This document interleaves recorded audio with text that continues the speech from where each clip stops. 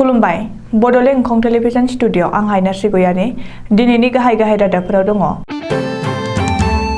असम भैबब, असम सौरभ आरो असम गौरब बान्थाखौ दिनै गथायबाय। आगुनि साफ्रोमबो बर' दैदेनगिरिफोरखौनो एबसुआ जेब्लाबो सम्मानैनो मान होयो आरो होलांबाय थागोन। तामुलपुरा आसामनि 35थि जिल्ला जाबाय। फोरोंगिरिफ्रा 3 बोसोरसिम गुबुन साख्रिनि थाखाय आर'जलाइ गथायनो मोनला। नाजिरानि तृतीय सन्मान चक्रवर्तीनो prime minister national children award 2022। दानिया फैदो आबुं रादाबाव।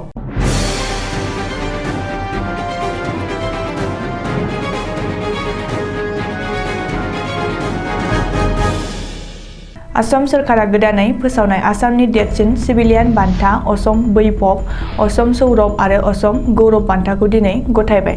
गुवाहाटीनि श्रीमन्त शंकरदेव कलाक्षेत्रआव बनजायनाय मेहेरगोनां हाबाफारिनि गेजेरजों दिनै आसामनि मोनथाम देरसिन सिभिलियान बान्थाखौ गथायो। गुबुन गुबुन बिथिङाव रायजोनि समाज जिउआव गोबांथार बाउसोमनाय आरो अबदान होनाय गेदेरमा सुबुंफोरखौ सायख'नानै बे बान्थाखौ होनाय जादों।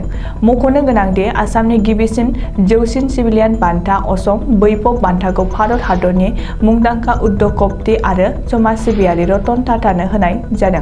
नाथाय रतन टाटाया असम भैबब बान्था आजावनो आसामाव फैयासै। रिपर्ट बादिब्ला रतन टाटाया गावनि देहायारि थासारिनि थाखाय असम भैबब बान्था आजावफैनो हाया होनना गिबि मन्थ्रि डक्टर हिमन्त बिश्व शर्मानो लाइजाम लिरहरदों आरो बे बान्थानि थाखाय गिबि मन्थ्रिखौ साबायखर बावहरदों। मख'नो गोनांदि असम भैबबनि अनगायैबो दिनै सा 5 गेदेरमा सुबुंनो नैथि देरसिन सिभिलियान बान्था असम सौरभ आरो सा 13 सुबुंनो थामथि देरसिन बान्था असम गौरब बान्थाखौ गथायो।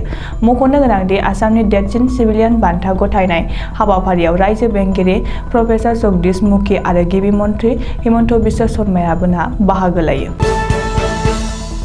एबसुआ जेब्लाबो आगुनि साफ्रोम बर' दैदेनगिरिफोरखौ समानै मान होयो आरो इयुनाव होलांबाय थागोन। बे बाथ्राखौ एबसुनि गाहाय नेहाथारि खनेन्द्र बसुमतारिया बुंदों। मख'नो गोनांदि चिरां जिल्लानि बेन्दोंआव थानाय 30 नं सिडली विधानसभा बियाबनि बारग' एमएलए किरण बरगयारिनि सारादुआव खनेन्द्र बसुमतारिनि दैदेननायाव मिरु एबसुनि मोनसे थान्दै हानजाया थांना बाहागो लायो। बारग' एमएलए किरण बरगयारिनि सारादुखौ लोब्बा लाना किरण बरगयारिनि दा मेन फर आदर्श आयदानि सायाव बिनि मावलांनाय हाबा हुखाफोरनि सायाव सावरायनाय हाबाफारिबो लानाय जायो। बे हाबाफारियावनो मिरु एबसुनि गाहाय नेहाथारि खनेन्द्र बसुमतारिया बाहागो लाना आगुनि साफ्रोमबो बर' दैदेनगिरिफोरखौनो एबसुआ जेब्लाबो समानैनो मान होयो आरो इयुनाव होलांबाय थागोन होननानै बुंथियो। मिथिनो हानाय बादिब्ला किरण बरगयारिनि सारादुआव एबसुनि आगुनि गोबांसा बारग' दैदेनगिरिमोनहा बाहागो लायो। मख'नो गोनांदि 1991 मायथाइयाव एबसुनि दैदेननायाव किरण बरगयारिया बिसायख'थि गेलेना 30 नं सिडली बियाबनिफ्राय एमएलए महरै देरहाना विधानसभायाव थांदोंमोन। नाथाय बारग' एमएलए बरगयारिया गोब्राब जाब्रबाव गोग्लैना थांनाय 8 जानुवारि खालि चिरां जिल्लानि कुमगुरियाव थानाय गावनि आंगो न'आवनो जोबथा हां नागारो।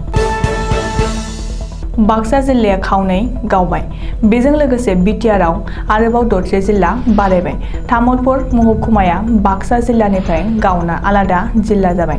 तामुलपुरखौ गोदान जिल्ला महरै रायजो बेंगिरि प्रफेसार जगदीश मुखीआ फोसावबाय।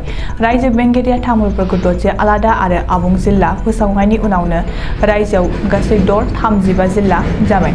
मख'नो गोनांदि 22 जानुवारि सुबुंखान्थि साननि सिगां तामुलपुरखौ गोदान जिल्ला फोसावगोन होनना गिबि मन्थ्रि डक्टर हिमन्त बिश्व शर्माया खोथा होनाय बादियै आरो रायजो बेंगिरिनो बिथोन बायदियै आसाम सरकारनि जेनेरेल एडमिनिस्ट्रेटिभ डिपार्टमेन्टनि प्रिन्सिपाल सेक्रेटारि अबिनाश जशिआ मैया गांसे नटिफिकेसन जारि खालामना तामुलपुरखौ आलादा जिल्ला फोसावो।